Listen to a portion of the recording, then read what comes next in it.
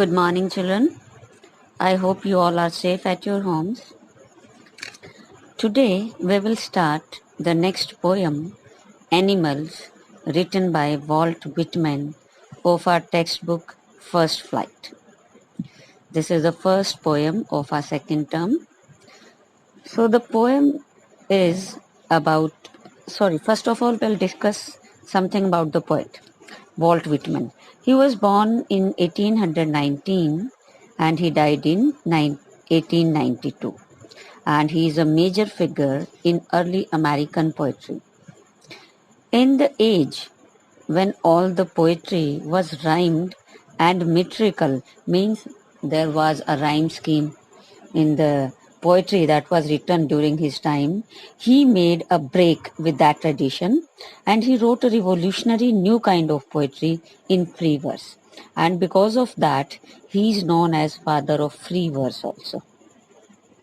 And he was a nonconformist in all respects, including his social life. So in this poem, the poet has compared animals with human beings. The theme of the poem is actually, it is not to praise how good animals are, but to compare humans with them in order to highlight the flaws. Flaws means the defects, kamiyan, of their nature. The poet believes that probably a very long time ago, humans possessed all the qualities, but they have lost them now. So this is the theme of the poem. So let's start. It is on page number 83. And children, please take a pencil with you. Write down the meanings of all the difficult words which I'll tell you in the book with your pencil. I think I could turn and live with animals. They are so placid and self-contained. So first of all, write the meaning of these two words. Placid. Placid means very peaceful, very calm, or very quiet. And self-contained means poised. Those who have a full control of self. जो अपने आप में ही मगन हो. So here the poet desires that, but he says that I think I could turn and live with animals. The poet here desires to turn into an animal and live with them, as they are so placid and self-contained. Because what is the reason behind this? The reason is that he thinks the animals are very calm, very peaceful, they're very quiet, and they have a purity of their mind. And unlike humans, animals, they seem so contained with their lives and are happy in their natural surroundings. He stands and looks at them for a long time. In this phrase, long and long, here the implied meaning is the longing that the poet feels for these two qualities. Which qualities? Of animals being placid and self-contained. The poet also wants these two qualities to have with him, and that's why he wants to turn into an animal and he wants to live with them because of these two qualities in human beings. They do not sweat and whine about their condition. They do not lie awake in the dark and weep for their sins. They do not make me sick discussing their duty to God. Now the meaning, sweat and whine. Sweat and whine means to cry and to complain. Then in the next line it is sins. Sins are the misdeeds we know are immoral actions. Now what he's saying, they do not sweat and whine about their condition. Here the poet is quite happy with the fact that animals, they do not make complaints about their conditions. They're happy with whatever they have. Like human beings, what we do, if suppose we lost anything, or if we saw that our neighbor has purchased a new thing, we started complaining to God about our luck, about our fate. But the animals, they are not like that. They never complain about anything. They just eat and sleep peacefully, as they have nothing to worry about anything. Whereas the human beings, they always complain about the things, about the possessions which they do not have. And what more about their complaint, they do not lie awake in the dark and weep for their sins. The human beings, they always do wrong things, they always do immoral actions during the daytime, and because of those misdeeds they are not able to sleep at night. So they get up, they awake, because those misdeeds, they keep worrying about them, and because of that they are not able to sleep, and they wake up and they complain to God about that. They feel sorry to God, and then after that, after committing sins, they talk about God and the right things while about worrying about those misdeeds, and they pray to God to forgive them. They do not make me sick discussing their duty to God. Means human beings, first they do wrong things, and then they keep on discussing about God and about what is right, what should be done, and they themselves never follow that. So the poet here means that since animals, they are so pure, they do not pray to God for forgiveness, or they never ask God to fulfill their desires like the human beings do. So this is what is there in this paragraph. Now, not one is dissatisfied, not one is demented with the mania of owing things. Not one kneels to another, nor to his kind that lived thousands of years ago. Not one is respectable or unhappy over the whole earth. Now, first of all, the meanings. Demented. Demented means affected with madness, एक पागलपन. And mania, mania is madness or obsession. And obsession for what? Obsession of owing things means possessing more and more materialistic things like new car, new LED, new things. Means once you purchase one thing, you start thinking about the other thing which you don't have. So that the craziness, the madness or the obsession for new things. Owing is of possessing, and kneels means to bend down as a sign of respect.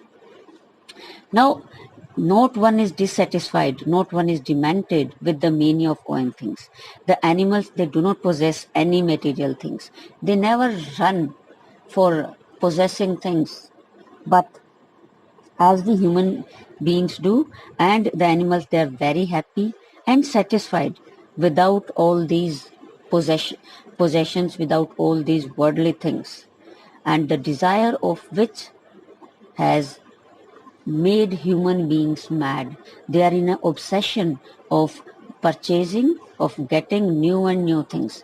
We are all in a rat race to buy one or the other new thing. Like suppose if we have an old car, we start thinking of purchasing a new big one. If we have a small house, we start thinking of owning a big house. So this is a rat race. This is an obsession of possessing more and more materialistic things. But the animals, they at all, they are not worried about any of such obsessions. Animals, they are free from the habit of praying of their ancestors. Means no one kneels to another, nor to his kind that lived thousands of years ago. Actually, for the animals, they all are equal.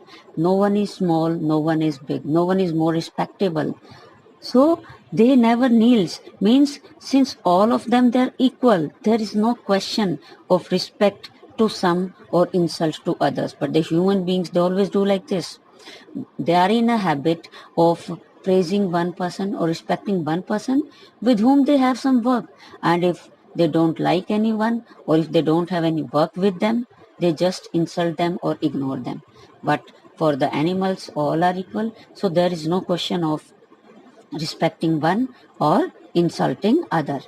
Nor to his kind that lived of lived thousands of years ago. Thousands of years ago means the ancestors. The poet is talking about the ancestors. The human beings, they are in a habit of giving respect to our forefathers, to our ancestors. But for the animals, all are equal. So no one of them bends in front of others or kneels in front of other to show their respect. So all these qualities, or you can say all these characteristics of animals, make them happy and uncomplaining, and the poet desires to be like them. Now the next line. So they show the relation to me and I accept them. They bring me tokens of myself. They evince them plainly in their possession. So here tokens means symbols, and symbols of what? Symbols of the virtues or qualities like innocence, kindness, truthfulness, which the human beings possess years ago, but now they have lost all these virtues. So what he's saying now, so they show relations to me and I accept them. So because of these qualities, the poet feels that animals, they represent human beings in some way, and the poet accepts this. And the animals show him that they have these qualities, these tokens. They bring me tokens of myself, means the tokens here means the symbols of good qualities which the human beings possesses many years ago, and now these qualities are shown by the animals. The virtues like the kindness, self-containment, innocence. So the animals possesses all these qualities, and because of these, the poet feels a relation with them and he accepts that relation. They symbolizes the lost values of the human race. The poet believes that civilization has corrupted human beings, and instead of teaching values to them, it has taught them greed. Because of the advancement of civilization, because of the advancement in technology, we are progressing daily. We are in an developed state, but because of that advancement we have lost our values, we have lost our qualities, good qualities which the human beings were known for, and these qualities are the innocence, the kindness, the purity of our heart. But human beings have lost all these qualities, and it has taught them only hate others, it has taught them greed. So they evince them plainly in their position. So evince means to show. Now all these qualities are shown by the animals. They possess all these qualities. I wonder where they get these tokens. Did I pass that way huge times ago and negligently drop them? Now what the poet is saying, that negligently here means carelessly, that these tokens, the poet is surprised from where animals have got all these qualities, all these virtues. Did the human beings, we the human beings have carelessly, negligently means carelessly, in a careless manner, we human beings have negligently, carelessly lost those qualities. Because of our carelessness only, we have lost those qualities, and animals have possessed all these qualities. Animals have taken all these qualities. So, the poet believes that because of the passage of time, with the advancement of civilization, the human beings have lost their all the good qualities. They, because of their carelessness, because of their rat race of possessing materialistic things, and animals have got all these good qualities, and now the animals possess all these qualities, and because of this only, the poet wants to turn into an animal and he wants to live with them. So this is all what is there in the poem. So let's discuss the poetic devices, children. Since in this poem, in the first paragraph, I think I could turn and live with animals. They are so placid and self-contained.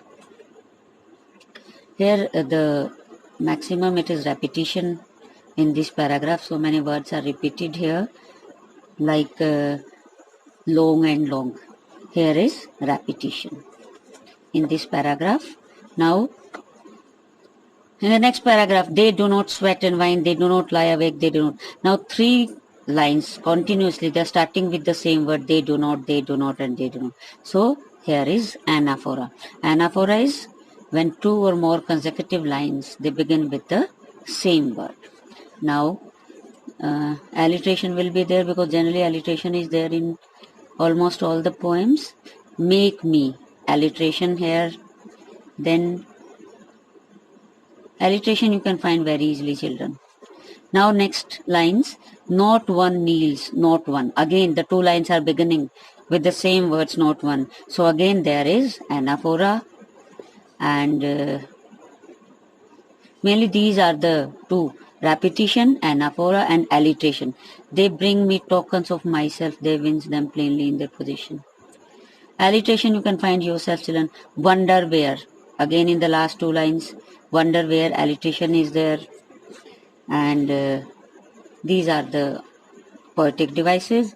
And since there is no rhyme scheme, you can see the last words, they do not rhyme with each other, are, contained, long. So it is written in free verse. I hope it is clear to you. If you have any doubts, you can take your doubts on WhatsApp or by calling. Have a good day.